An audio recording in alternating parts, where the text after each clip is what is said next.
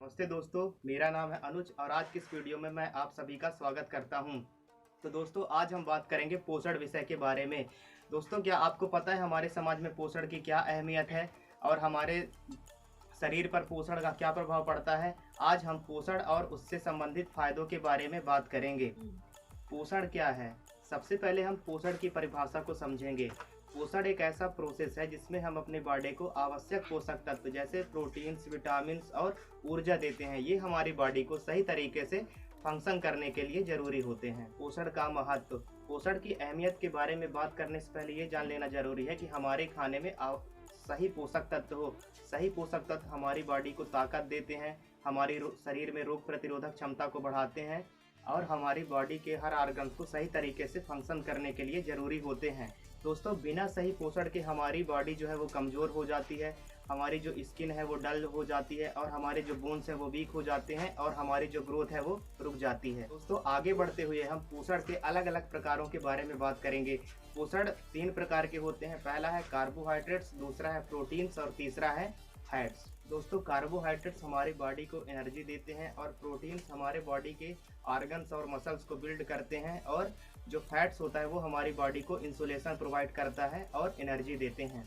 दोस्तों, अब हम पोषण के सोर्स के बारे में बात करेंगे। तो पहले नंबर पे आता है कार्बोहाइड्रेट।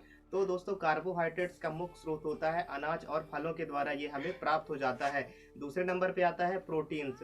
प्रोटीन्स के मुख्यतः 2 स्रोत होते हैं। पहले नंबर पे आता है शाकाहारी स्रोत, दूसरे नंबर पे आता है मांसाहारी स्रोत। तो शाकाहारी स्रोतों में देखा जाए तो जैसे दालें, मूंग, मसूर, उड़द आदि से हमें प्रोटीन प्राप्त हो जाता है और जैसे दूध हो गया, मक्का हो गया, गेहूं, इनसे भी हमें प्रोटीन प्राप्त हो जाता है।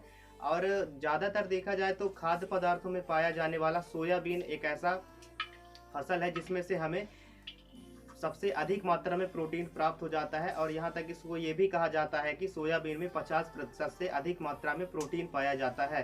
दूसरा स्रोत जो होता है मांसाहारी स्रोत, उसमें से जैसे मटन, मांस, मछली, अंडे आदि से हमें प्रोटीन प्राप्त हो जाता है। और तीसरे नंबर पे आता है फैट। इसका मुख्य स्रोत है जैसे पनीर, घी और तेलीय भोज्य पदार्थ होते हैं जिनमें से हमें पर्याप्त मात्रा में फैट मिलता है। इसके साथ ही दोस्तों, हमें यह भी याद रखना चाहिए कि हमें अपने डाइट में अनाज, फल और सलाद आदि को भी शामिल करना चाहिए। दोस्तों, अब हम बात करेंगे तिरंगा आहार के बारे में। तो दोस्तों, तिरंगा आहार क्या होता है? तिरंगा आहार भारत के राष्ट्रीय झंडे के 3 रंगों के अनुसार होता है, से मिलकर बना होता है।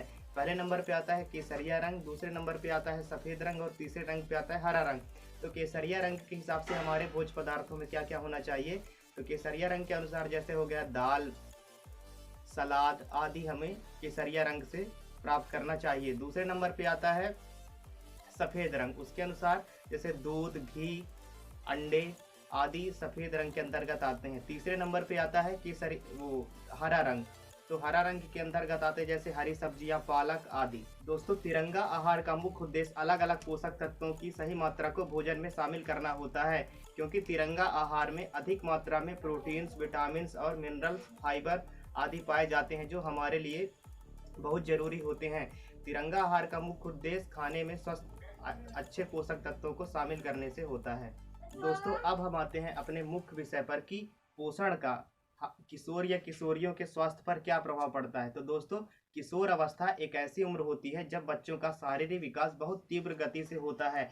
इस स्थिति में मतलब किशोरों या किशोरियों को पोषण की सबसे अधिक आवश्यकता होती है, क्योंकि उनके शरीर में ऐसे कई महत्वपूर्ण बदलाव होते हैं जो उन्हें स्वस्थ बनाए रखने के लिए आवश्यक होते हैं।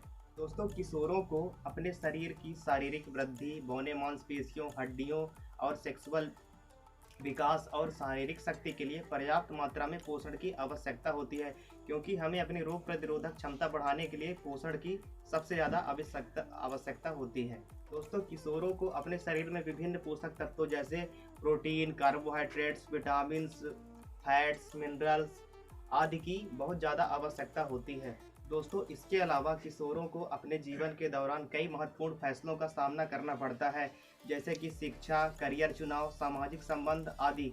तो इन सभी को फैसला लेने के लिए हमें स्वस्थ शरीर और स्वस्थ मन की आवश्यकता होती है। हमारा स्वस्थ शरीर और स्वस्थ मन इन जिंदगी के इन महत्वपूर्ण फैसलों को लेने में हमारी मदद करते हैं।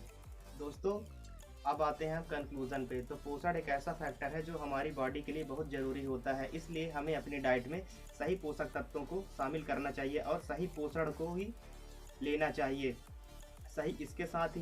सही पोषण के साथ ही हम अपने बॉडी को पूरे तरीके से स्वस्थ रख सकते हैं और अपने ज़िंदगी के हर मोमेंट को अच्छे तरीके से एंजॉय कर सकते हैं। मैं उम्मीद करता हूं दोस्तों आपको मेरा ये वीडियो पसंद आया होगा।